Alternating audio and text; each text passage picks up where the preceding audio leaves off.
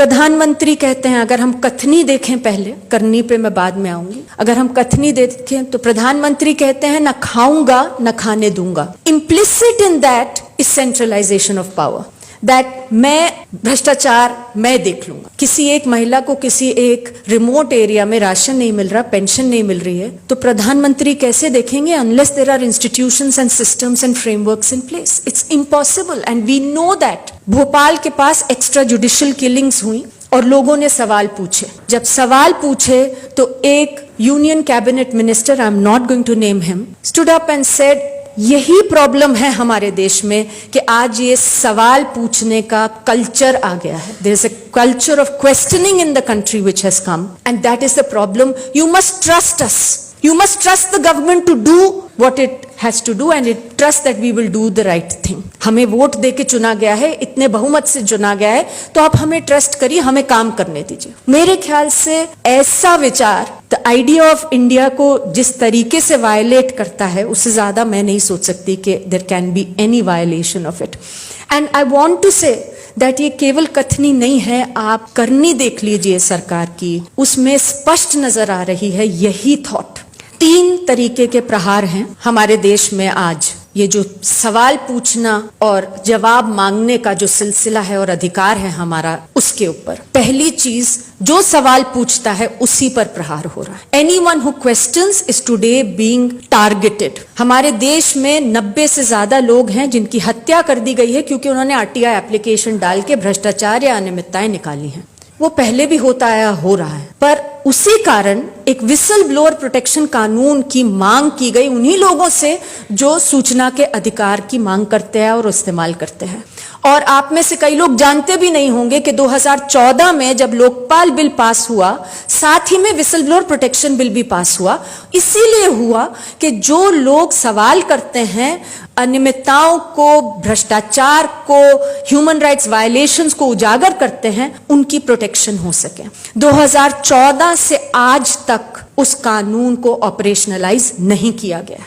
हत्याएं चल रही हैं, अटैक्स चल रहे हैं, लगातार चल रहे हैं, लेकिन वो कानून ऑपरेशनलाइज नहीं हो रहा। आप देख लीजिए, we keep talking about shrinking space. आज नरेगा संघर्ष मोर्चा के धरने चल रहे हैं जंतर मंतर पे, 50 लोगों से ज्यादा की परमिशन नहीं मिलती, लोगों को भगाया जाता है इधर से उधर। जंतर मंतर जहां पे जगह नहीं होती थी लोगों को बैठने की, मतलब बजट सेशन में हम याद कर रहे थे कि इतने बज रहे होते थे लाउड स्पीकर्स के हम सब एक दूसरे को रिक्वेस्ट करते थे कि थोड़ी देर हमें चलाने दीजिए, फिर आप ऑन कर लीजिएगा। और आज सन्नाटा है। एक और नरेगा संघर्ष मोर्चा का एक छोटा सा मोर्चा निकालने की इजाजत थी और दूसरी ओर बहुत सारी तलवारें लेकर हिंदू राष्ट्र निर्माण की एक चल रही थी बैठक, जिसमें किसी को रोका नहीं जा रहा था। This is what the reality is.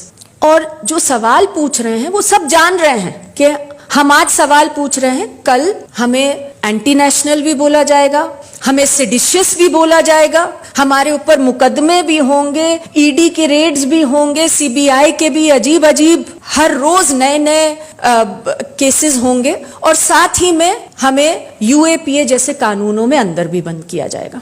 There is a direct attack on anyone who dares to question today. दूसरी चीज, institutions of accountability, ऐसे संस्थाएं जिनसे हमें मालूम है कि अगर हमारे अधिकारों का हनन हो रहा है, उनका काम है कि वो हमारे अधिकारों को बचाएं। ऐसे तमाम संस्थाओं के ऊपर अटैक है। और क्योंकि मैं पारदर्शिता के से और जवाबदेही से लिमिटेड बातें कर रही हूं, तो जुडिशरी की मैं बात अभी नहीं करूंगी। आप इंफॉर्मेशन कमीशन देख लीजिए, The Central Information Commission, it's a record.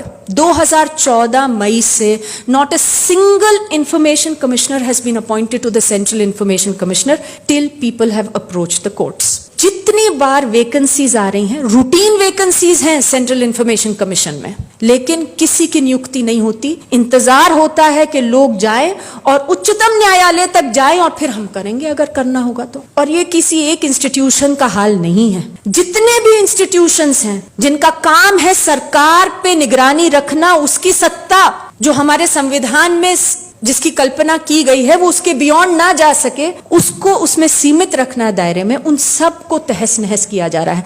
हम सब यहाँ पर जो बैठे हैं, किसी ना किसी तरीके से लोकपाल से भी हमने मांग रखी थी, लोकपाल कानून भी आया।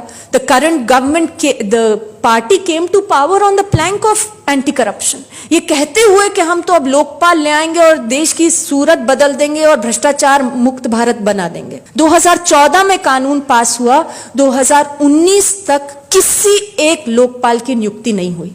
Despite the Supreme Court saying कि आप करिए, despite the Supreme Court then finally saying you're in contempt of court, नियुक्ति नहीं हुई जब तक नेक्स्ट इलेक्शन नहीं हुआ, जिसमें हड़बड़ी में गवर्नमेंट का ही एक प्रिडोमिनेंट पैनल बना और उन्होंने ही 10 के 10 जितने भी लोकपाल थे फटाफट नियुक्त कर दिया कि अब कहीं ऐसा ना हो कि सत्ता हमारे हाथ से चली जाए और कोई और आ जाए। This is what is happening to the institutions in our country and finally laws, जितने कानून हैं सब पे प्रहार है जो हमें सशक्त करते हैं to help us realise our place in what we call India.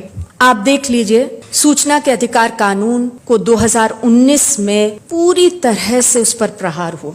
कानून में लिखा है कि जो इंफॉर्मेशन कमीशन है उन्हें अपना काम सशक्त रूप से, स्वतंत्र रूप से करना होगा, क्योंकि उनका काम है, अगर मेरे वायलेशन हो रही है सूचना के अधिकार की तो मैं जाके इंफॉर्मेशन कमीशन में कहूंगी, उनके पास पावर्स हैं to direct the government to give information even if the government doesn't want to give that information. तो आप देखिए तमाम ऑर्डर्स है, हम आलोचना भी करते हैं कमीशन की, पर तमाम अच्छे ऑर्डर्स भी हैं जहां कमीशन ने कहा, सेंट्रल इंफॉर्मेशन कमीशन ने कहा कि आप पॉलिटिकल पार्टीज जो हैं 6 देश में नेशनल पॉलिटिकल पार्टीज, वो सब आरटीआई के दायरे में आएंगी, आप सब लोगों को बताएंगे आपके पास कितना पैसा आता है, आप किस कैंडिडेट को खड़ा करते हैं, तमाम सूचना देंगे। सेंट्रल इंफॉर्मेशन कमीशन ने ही कहा कि आप डिग्री की इंफॉर्मेशन देंगे, तो सीधा प्रहार सेंट्रल इंफॉर्मेशन कमीशन पे ही हुआ। जो अमेंडमेंट आई उसमें कानून में लिखा था कि tenure, salaries and post retirement, all the benefits of information commissioners, they were not to be decided by any government. सरकार को नहीं तय करना था कि कितने दिन तक कोई इंफॉर्मेशन कमिश्नर बन सकते हैं, उनकी क्या पगार होगी, उनकी क्या पेंशन होगी, ये सरकार नहीं तय करेगी, क्योंकि अगर सरकार इतनी ताकत रखेगी तो हम उन लोगों से कैसे अपेक्षा कर सकते हैं। जरूर हम फिर भी करेंगे, but this is basic to ensuring independence. और अब जो इंफॉर्मेशन लॉ के अंदर जो चेंजेस आए हैं उसमें central government has given itself the power to decide the tenure, salaries and pensions of all information commissioners in the country.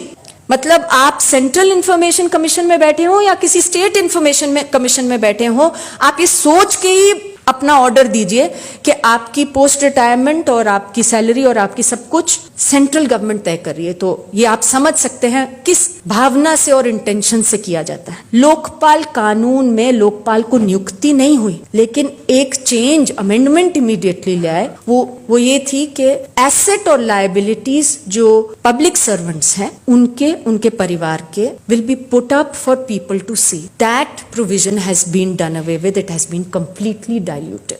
मतलब हम जानते हैं कि कोई रंगे हाथ किसी को भ्रष्टाचार करते हुए, ब्राइब लेते हुए नहीं पकड़ सकता। The only way under the Prevention of Corruption Act to catch someone doing corruption is if there are disproportionate assets to your known sources of income. तो क्या हम क्या कानूनों को किस तरीके से तोड़ा जा रहा है और उनमें क्या बदलाव लाए जा रहे हैं, I think it's very instructive. आप सीबीआई और ईडी के जो तमाम ऑर्डिनेंसेस आए उनको देख लीजिए। ओवरनाइट, मतलब ईडी डायरेक्टर रिटायर हो रहे हैं, पिछली रात को एक ऑर्डिनेंस आ जाता है कि उनकी एक्सटेंशन हो सकती है, जो भी बैठे हैं उनको एक्सटेंशन दी जा सकती है to circuit what, to basically circumvent what the Supreme Court had said. तो सरकार ने अब कह दिया है कि हम एक साल करके सीबीआई के डायरेक्टर और ईडी के डायरेक्टर को एक्सटेंशन दे सकते हैं। मतलब द अनरिटन थिंग इज कि अगर वो हमारे मतलब का काम करते रहें, जहां हम कहें वहां छापे मारें। अगर आप देख लीजिए आईटी रूल्स जो अभी आए हैं, and I think that it is extremely dangerous. Freedom of expression की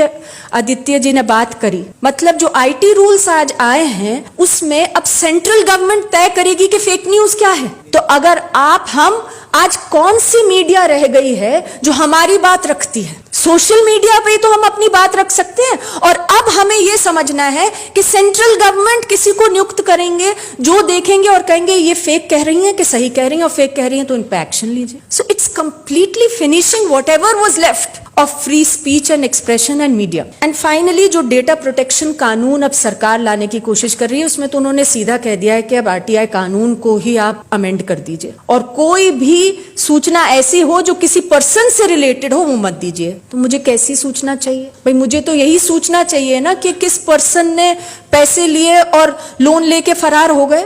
मुझे ये सूचना चाहिए कि आप मुझे कहते हैं कि आपके नाम की पेंशन आई है, तो आप लिस्ट लगाएंगे, नहीं तो मैं कैसे अपना अधिकार ले सकूंगी, हक ले सकूंगी। ये सारी जो सूचना है ये हमारे दायरे से निकाली जाने के लिए पूरी व्यवस्था है under the data protection bill, जो कि बार बार सरकार सुप्रीम कोर्ट में कह चुकी है कि वो ला रहे हैं अगले सत्र में।